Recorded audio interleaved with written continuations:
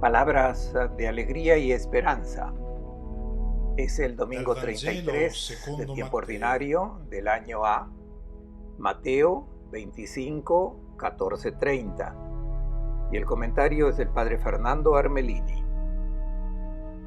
Un buen domingo para todos. Un viejo sabio de Israel, que vivió mucho antes de Cristo, le pedía al Señor: enséñame a contar nuestros días y seremos sabios.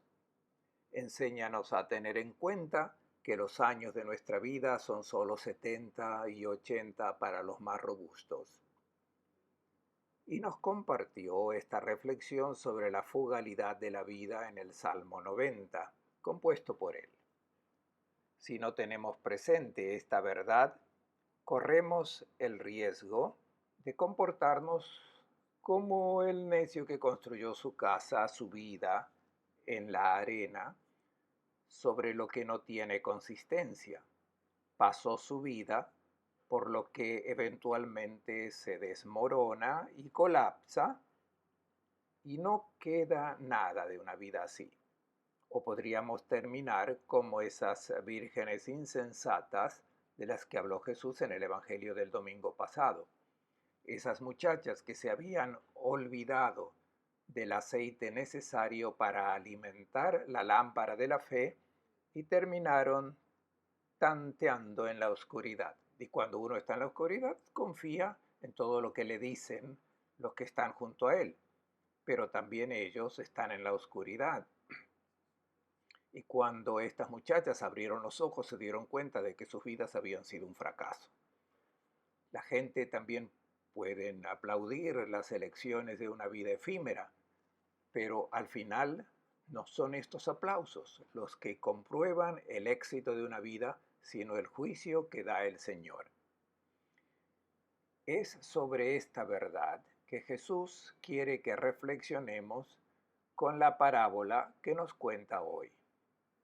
Escuchemos cómo comienza. Es como un hombre que partía al extranjero.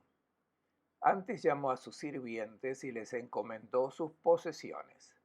A uno le dio 5 bolsas de oro, a otros 2 y a otro una, y a cada uno según su capacidad. Y se fue.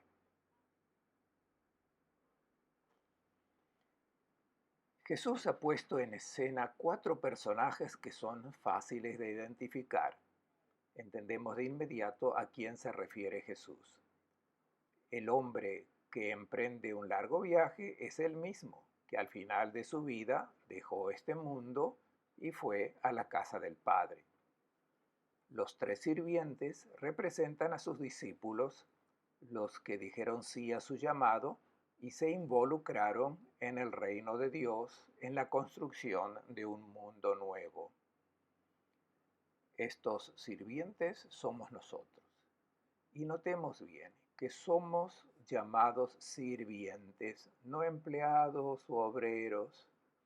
Hay una gran diferencia porque los empleados, los obreros, trabajan para llevarse a casa el salario al final del día. El siervo en la Biblia tiene otra relación con el dueño. Siervo es el que está personalmente involucrado en lo que el patrón quiere hacer o construir. Está completamente involucrado y comparte el proyecto del patrón. Lo siente como propio. Es por esto que en la Biblia el título de siervo del Señor está reservado para los grandes personajes de la historia de Israel. Moisés, David, los profetas que no trabajaron para recibir una recompensa, sino que se jugaron la vida para llevar a cabo la obra del Señor. Entre paréntesis, en el Nuevo Testamento tenemos algunas personas que se han aplicado este título honorífico. Así el comienzo de las cartas de Pablo. Pablo no dice rabino, dice siervo del Señor. Santiago, siervo de Jesucristo. son personas que han puesto toda su vida al servicio del proyecto de Dios, del Evangelio. Una sola mujer tiene este título, María, que dice de sí misma: aquí estoy, soy la sierva del Señor, toda mi vida es tuya. Cerrado el paréntesis. Nos debemos hacer una pregunta. ¿Soy consciente de esta identidad de siervo? ¿Me siento personalmente involucrado y siento mía la causa del Evangelio, o es algo que me preocupa solo marginalmente porque los intereses de mi vida son otros? A lo sumo, me siento como una persona asalariada que al final de mi vida, como me he portado bien, espero la recompensa que merecía. Entonces no soy siervo, sigo siendo un empleado. Notaremos que al final de la parábola no se habla de ningún pago, solo se hablará de la alegría de quienes ven la realización del proyecto de Dios en el que Él colaboró. Y será una alegría inmensa darse cuenta que fue un constructor de la historia de Dios, esa historia que no se cancelará nunca, durará para siempre. Veamos ahora la herencia que Jesús nos dejó al partir. Nosotros los siervos queremos saber qué hemos recibido de Él para que dé fruto. La imagen con que Jesús nos presenta su herencia es el talento, que el texto aquí traduce como bolsas de oro, que no es una moneda, sino una medida de volumen o peso. En Palestina, en la época de Jesús, se usaba el talento ático, que correspondía a 26 kilos de plata pura. Tenía un valor enorme. Hecho los cálculos, un valor correspondiente al salario de 20 años de trabajo. Por tanto, hasta el tercer siervo, que recibió solo un talento, tuvo a su disposición una suma enorme para hacer fructificar. ¿A qué se refería Jesús con la imagen del talento? ¿Qué herencia nos ha dejado? Está comprobado que es difícil erradicar la idea que los talentos indican las cualidades personales de cada uno, lo que Dios ha dado a cada persona y que son diferentes entre sí. Así, hay quien tiene talento de pintar, otros tienen talento de la música. Decimos también que algunos tienen talento del deporte, pero los talentos no son las cualidades de cada uno. De hecho, la herencia es dada por el Señor en proporción a los dones y habilidades de cada uno.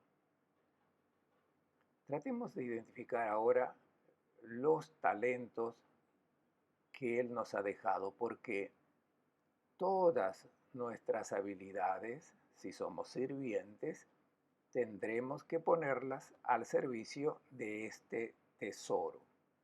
¿Qué nos dejó Jesús? Tenemos que ver el Evangelio, lo abrimos y encontramos que nos dejó muchos dones. Nos dejó su paz. Les doy mi paz. También les doy el poder de echar fuera a los demonios, el poder de curar todo tipo de enfermedades y dolencias. Les doy un mandamiento nuevo y muchos dones, pero queremos saber al final cuál la herencia que nos dejó. Antes de dejar este mundo, ¿qué es lo que nos ha dejado? Es importante el verbo que se usa en griego, en esta parábola es paredokem. Paradidomi significa enseñar, mostrar. Los sirvientes extendieron sus manos porque tenían un don importante que darles.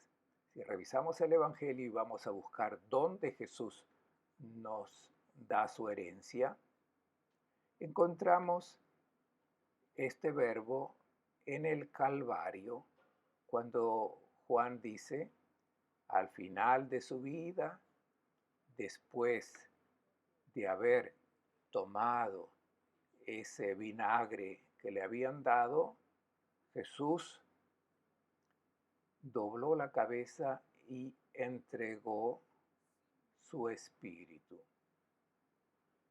Este es el talento. Esta es su herencia, su espíritu, que tendrá que ser puesto en ejercicio con todas nuestras habilidades. Tratemos de pensar.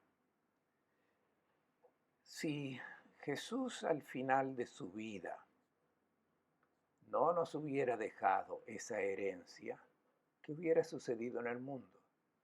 Nos hubiera dejado un ejemplo maravilloso de una vida de amor, de alguien que nunca pensó en sí mismo, sino solo en un mundo nuevo, un mundo de amor, y dio testimonio de este amor con el don total de sí mismo.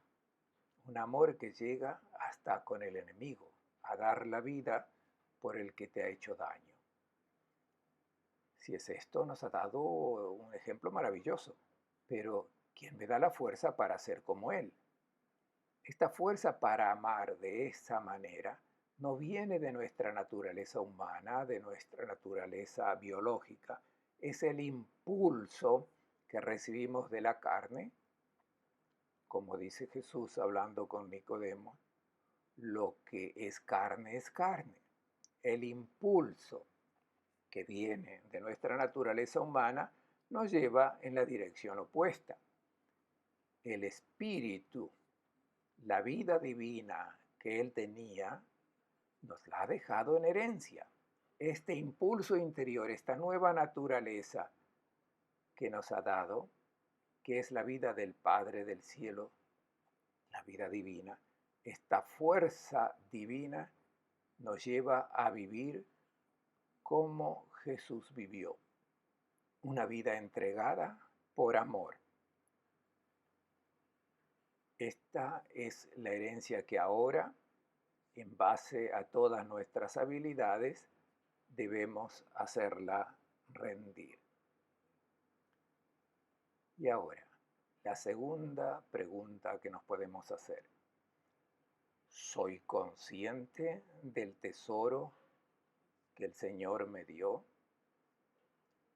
¿Soy consciente de haber recibido el mismo espíritu que llevó a Jesús a dar su vida?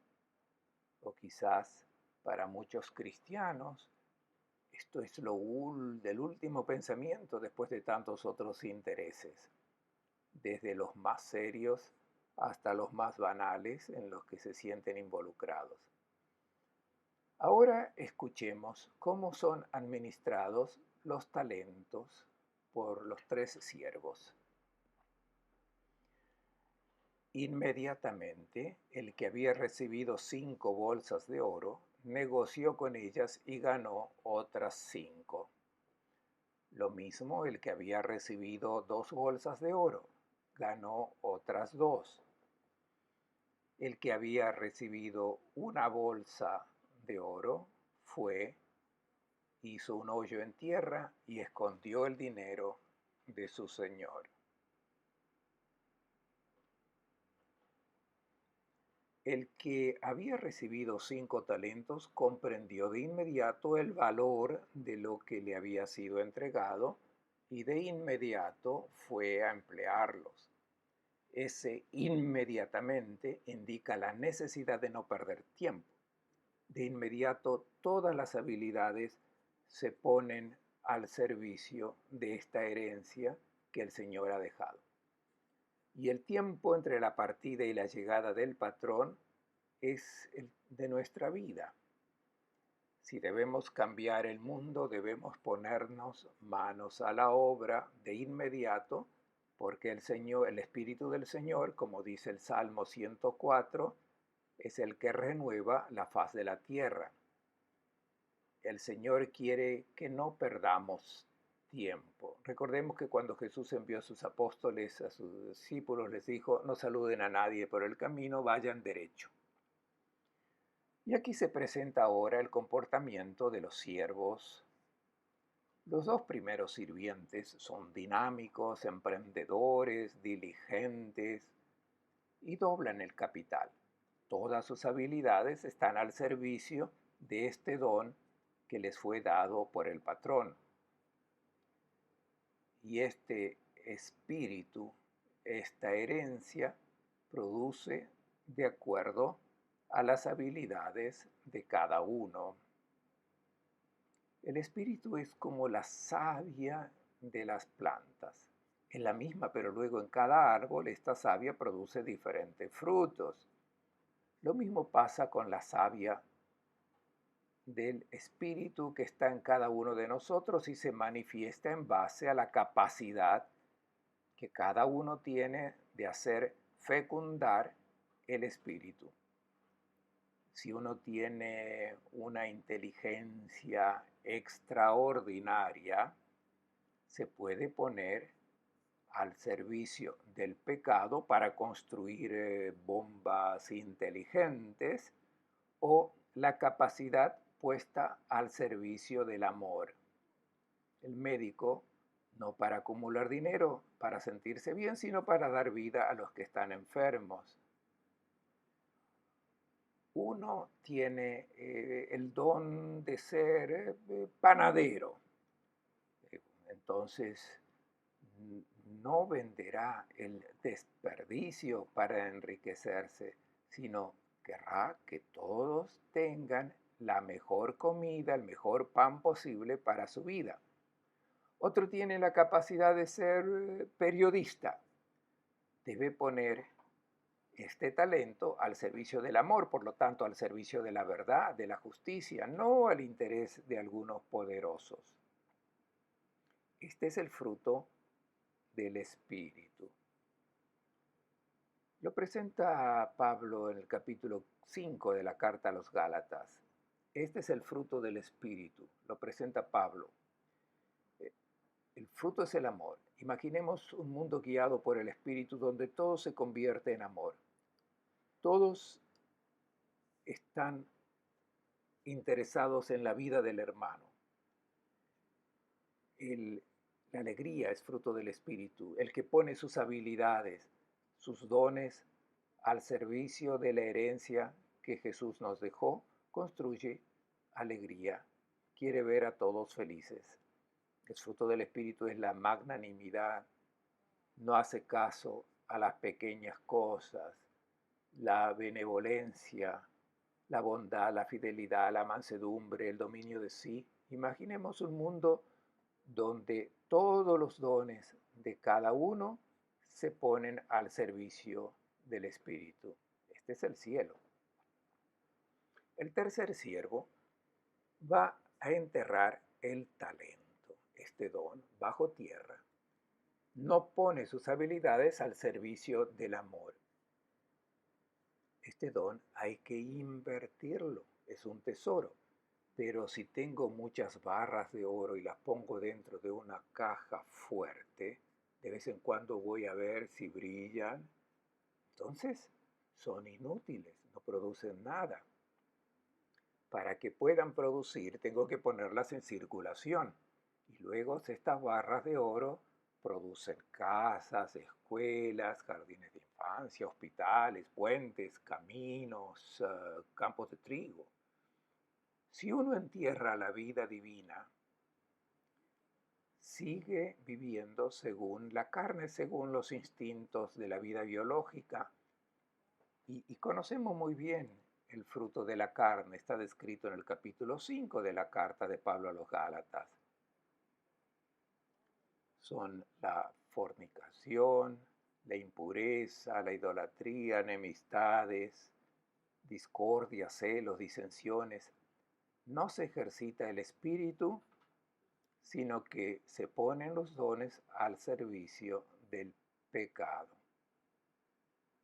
En la práctica, este tercer servidor, al enterrar el espíritu, se ha enterrado a sí mismo como hombre. Ha renunciado al don que lo caracteriza como hombre, porque lo que nos caracteriza como persona es la capacidad de amar libremente como el Padre Celestial. No sabemos la razón por la cual el tercer siervo se comportó de una manera tan insensata que enterró su vida como hombre, y ahora llega el momento de evaluar las elecciones hechas por cada uno. Escuchemos el juicio del patrón sobre cómo se manejó su herencia. Pasado mucho tiempo se presentó el señor de aquellos sirvientes para pedirles cuentas. Se acercó el que había recibido 5 bolsas de oro y le presentó otras 5 diciendo: Señor, me diste 5 bolsas de oro, mira, he ganado otras 5. Su señor le dijo: Muy bien, sirviente honrado y cumplidor, has sido fiel en lo poco, te pongo al frente de lo importante. Entra en la fiesta de tu señor. Se acercó el que había recibido 2 bolsas de oro y dijo: Señor, me diste 2 bolsas de oro. Mira, he ganado otras 2. Su señor le dijo: Muy bien, sirviente honrado y cumplidor, has sido fiel en lo poco, te pondré al frente de lo importante. Entra en la fiesta de tu señor. Después de mucho tiempo vino el amo de esos sirvientes. No se dice que regresa, viene la segunda vez. La primera vez vino a entregar su don, su espíritu. La segunda vez viene a evaluar lo que se ha hecho con este don. Los llamó a rendir cuenta. Es un poco fuerte esta traducción. Sunairein logon. Para entablar una conversación con ellos es lo que significa. Había entregado sus bienes con total confianza. No sugirió cómo deberían usarlos, confiaba en sus sirvientes, pero ahora quiere saber qué hicieron con ellos. Prestemos atención, no es que quiera recuperar el regalo que les dio, lo dio y ya está. No hizo trabajar a los sirvientes para que se lo pasen a él.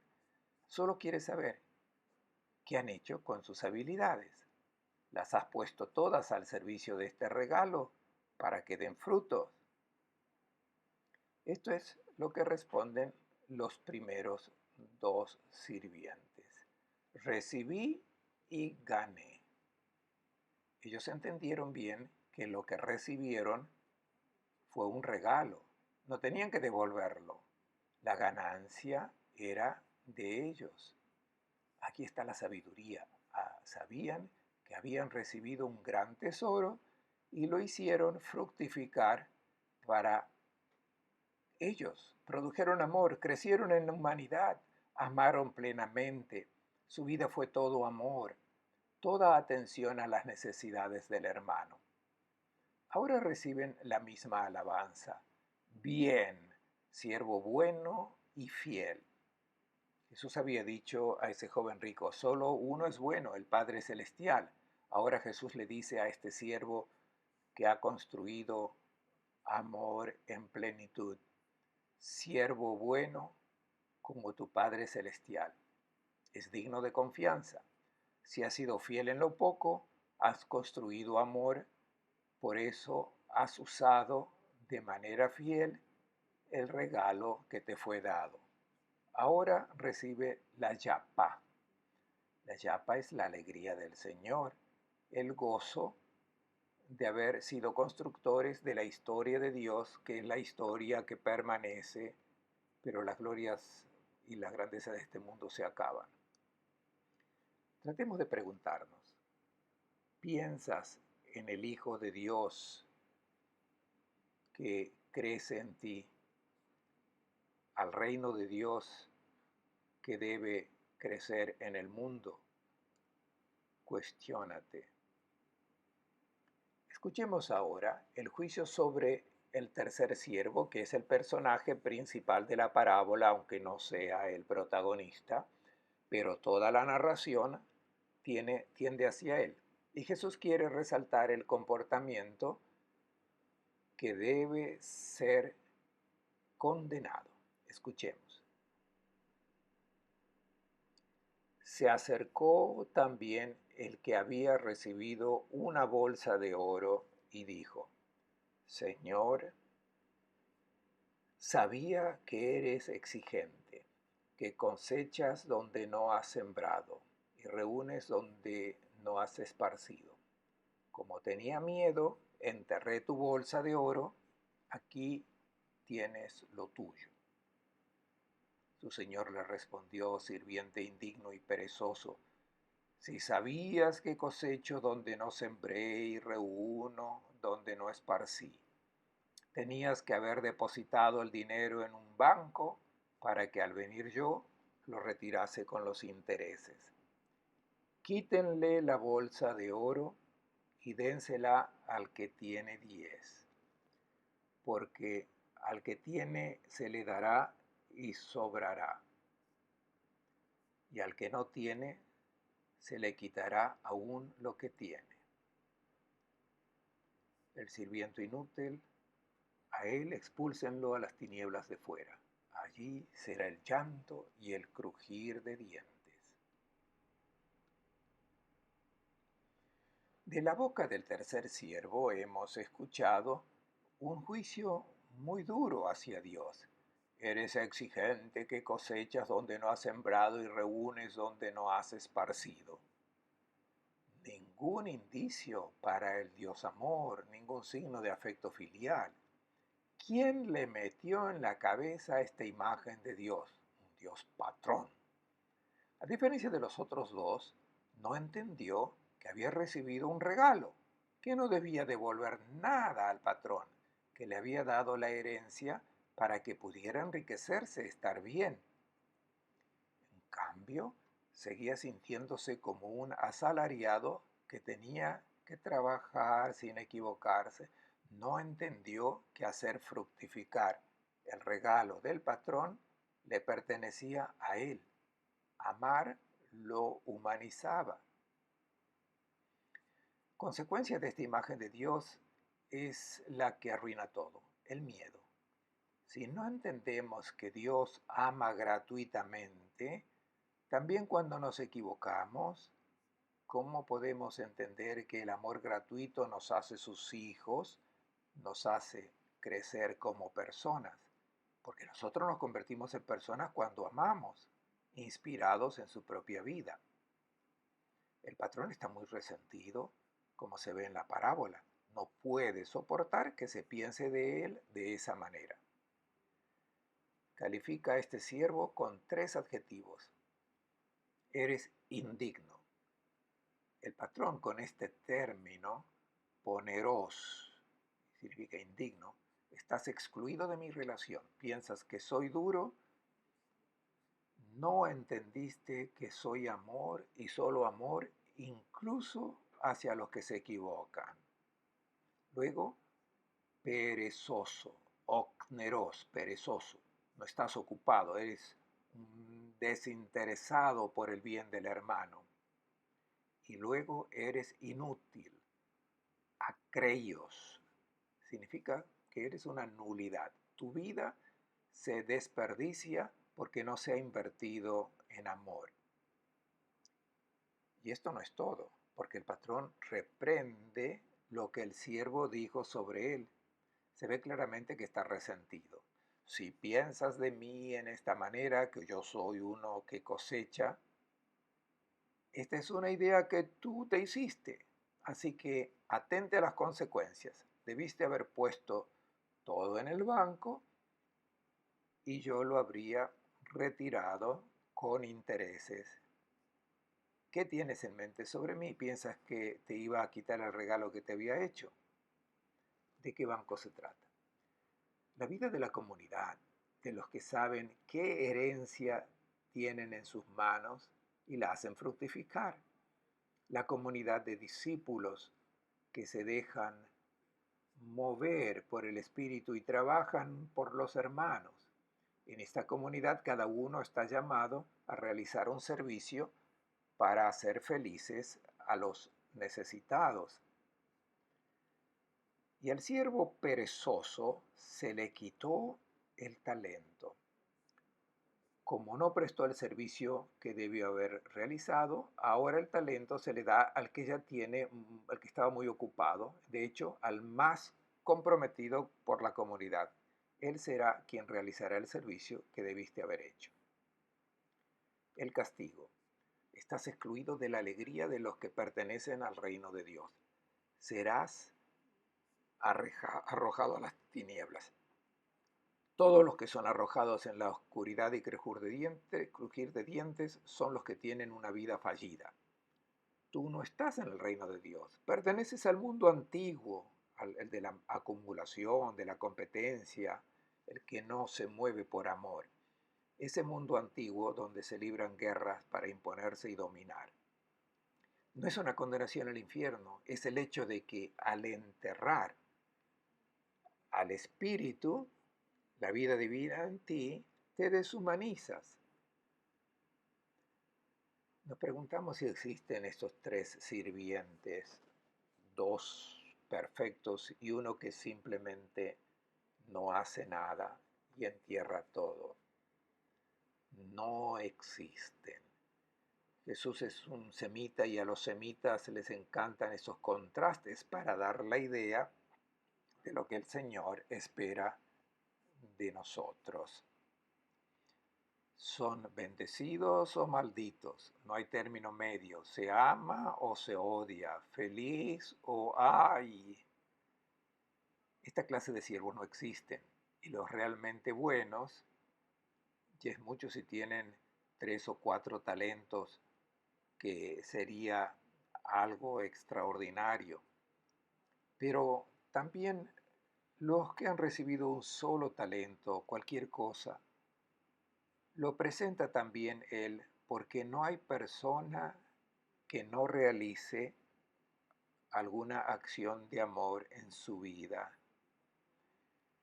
Y estas acciones de amor provienen todas de la herencia del Espíritu que nos dejó Jesús de Nazaret. Les deseo a todos un buen domingo y una buena semana.